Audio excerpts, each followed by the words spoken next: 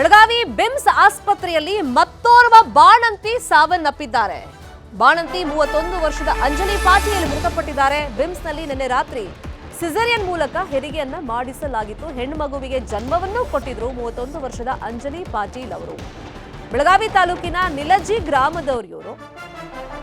ಜನವರಿ 22ನೇ ತಾರೀಕು ಹೆರಿಗೆ ದಿನಾಂಕವನ್ನ ವೈದ್ಯರು ಇವರಿಗೆ ಕೊಟ್ಟಿದ್ರು. ಆದರೆ ಹೆರಿಗೆ ನೋವು ಇನ್ನೂ ಬಂದಿರಲಿಲ್ಲ ಅವರಿಗೆ. ಅದಕ್ಕೋಸ್ಕರನೇ ನಿನ್ನೆ ಆಸ್ಪತ್ರೆಗೆ ದಾಖಲು ಮಾಡಲಾಗಿತ್ತು. ಸಿಸೇರಿಯನ್ ಅನ್ನ ಮಾಡಲಾಗಿತ್ತು. ಹೆರಿಗೆ ಆದ್ಮೇಲೆ ಬಾಣಂತಿ ಅಂಜಲಿ ಪಾಟೀಲ್ ಮೃತಪಟ್ಟಿದ್ದಾರೆ. 22ನೇ ತಾರೀಕು ಡೆಲಿವರಿ ಡೇಟ್ ಕೊಟ್ಟಿದ್ರು. ಆದರೆ ನೋವು ಕಾಣಿಸ್ಕೊಂಡಿರಲಿಲ್ಲ, ಹೆರಿಗೆ ನೋವು. ಆ ಹಿನ್ನೆಲೆಯಲ್ಲಿ ನಿನ್ನೆ ಆಸ್ಪತ್ರೆಗೆ ದಾಖಲು ಮಾಡಲಾಗಿತ್ತು. ಅದಾದ್ಮೇಲೆ ಸಿಸೇರಿಯನ್ ಕೂಡ ಮಾಡಲಾಗಿತ್ತು. ಬಟ್ ಇಲ್ಲಿ ವೈದ್ಯರ ನಿರ್ಲಕ್ಷ್ಯದಿಂದ ಬಾಣಂತಿ ಮೃತಪಟ್ಟಿದ್ದಾಳೆ ಅಂತ ಹೇಳಿ ಕುಟುಂಬಸ್ಥರು ಆರೋಪವನ್ನ ಮಾಡಿದ್ದಾರೆ.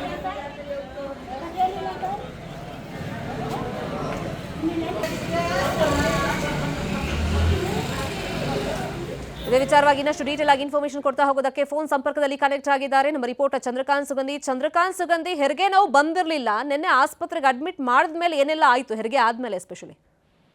ಶರ್ಮಿತಾ ಶೆಟ್ಟಿ, ಬೆಳಗಾವಿಯ ಬಿಮ್ಸ್ ಆಸ್ಪತ್ರೆಯಲ್ಲಿ ಮತ್ತೊಬ್ಬ ಬಾಣಂತಿ ಇವತ್ತು ಬೆಳಗ್ಗೆನೆ ಮೃತಪಟ್ಟಿರ್ತಕ್ಕಂಥದ್ದು. ಈಗ ಕುಟುಂಬಸ್ಥರು ಸಾಕಷ್ಟು ಆಕ್ರೋಶ ವ್ಯಕ್ತಪಡಿಸ್ತಾ ಇದ್ದಾರೆ. ಏನು ನೀಲ್ಜಿ ಗ್ರಾಮದ ಅಂಜಲಿ ಪಾಟೀಲ್ 31 ವರ್ಷದ ಬಾಣಂತಿ ಅಂತ ಹೇಳಿ ಸದ್ಯ ಹೇಳಾಗ್ತಕ್ಕಂಥದ್ದು. ನಿನ್ನೆ ಸುಮಾರು ಮಧ್ಯಾಹ್ನದಷ್ಟೊತ್ತಿಗೆ ಇವರಿಗೆ ಡೆಲಿವರಿ ಆಗಿತ್ತು. ಹೆಣ್ಣು ಮಗುಗೆ ಜನ್ಮವನ್ನ ಕೊಟ್ಟಿದ್ರು. ಏನು ಇದು ಜನವರಿ 22ರಂದು ಇವರಿಗೆ ಹೆರಿಗೆ ದಿನಾಂಕವನ್ನ ವೈದ್ಯರು ಕೊಟ್ಟಿದ್ರು. ಆದ್ರೆ ಆ ದಿನಾಂಕ ಮುಗಿದ್ರು ಕೂಡ ಹೆರಿಗೆ ನೋವು ಕಾಣಿಸಿದ ಹಿನ್ನೆಲೆಯಲ್ಲಿ ನಿನ್ನೆ ಕುಟುಂಬಸ್ಥರೇ ನೇರವಾಗಿ ಆಸ್ಪತ್ರೆಗೆ ಕರೆದುಕೊಂಡು ಬಂದಿದ್ರು. ಈ ಸಂದರ್ಭದಲ್ಲಿ ಸಿಸೇರಿಯನ್ ಮೂಲಕ ಹೆರಿಗೆಯನ್ನ ಮಾಡಲಾಗಿತ್ತು ಅಂತ ಹೇಳಿ ಹೇಳಲಾಗುತ್ತೆ. ಸದ್ಯ ಈಗ ಕುಟುಂಬಸ್ಥರು ವೈದ್ಯರ ವಿರುದ್ಧ ಏನು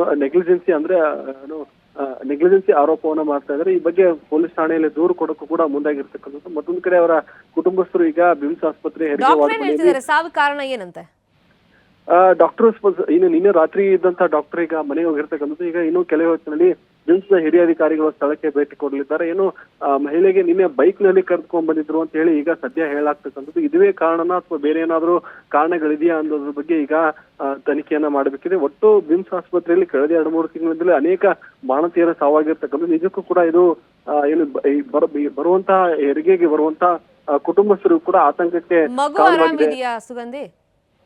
ಹೆಣ್ಣು ಮಗುಗೆ ಜನ್ಮ ಕೊಟ್ಟಿದ್ದಾರೆ ಅಂಜಲಿ ಪಾಟೀಲ್. ಆ ಮಗು ಆರಾಮಿದೆ ಅಂತ ಹೇಳಿ ಈಗ ಸದ್ಯ ವೈದ್ಯರು ಹೇಳ್ತಿದ್ದಾರೆ. ಇವ್ರಿಗೆ 12 ವರ್ಷಗಳಿಂದ ಮಕ್ಕಳಾಗಿರ್ಲಿಲ್ಲ, ಇದು ಮೊದಲ ಹೆರಿಗೆ ಅಂತ ಹೇಳಿ ಈಗ ಸದ್ಯ ವೈದ್ಯರು ಹೇಳ್ತಿದ್ದಾರೆ ಅಂಜಲಿ ಪಾಟೀಲ್. ಅಂದ್ರೆ ಈಗ ಡೆಲಿವರಿ ಆದ್ಮೇಲೆ ಎಷ್ಟೊತ್ತಾದ್ಮೇಲೆ ಇವರು ಮೃತಪಟ್ಟಿರೋದು ಅಂಜಲಿ ಪಾಟೀಲ್ ಅವರು?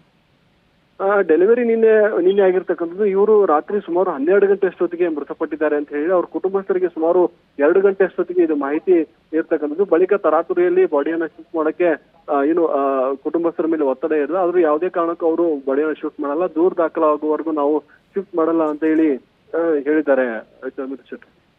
ಫೈನ್, ಥ್ಯಾಂಕ್ ಯು ಚಂದ್ರಕಾಂತ್ ಸುಗಂಧಿ ತಮ್ಮ ಇನ್ಫಾರ್ಮೇಶನ್ಗೆ.